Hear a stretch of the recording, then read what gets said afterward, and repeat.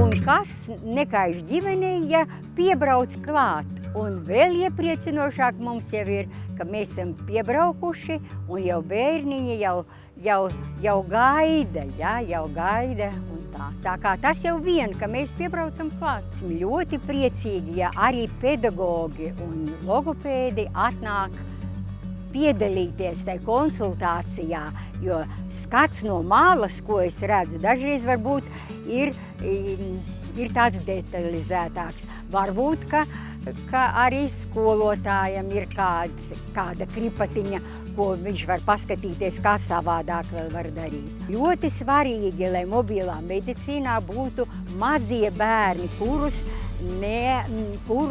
nevar iesaistīt logopēds, jo viņam nav paredzēts slodzes, tam nav tās kapacitātes. Arī mobilā medicīnā ir bērni, kuri pēc noteikta posma arī viņi paši vēlās parādīties vēl, lai iepriecinātu mūs, teiksim, vai vēl paskatīties, ko no šī pakāpiena var tālāk darīt.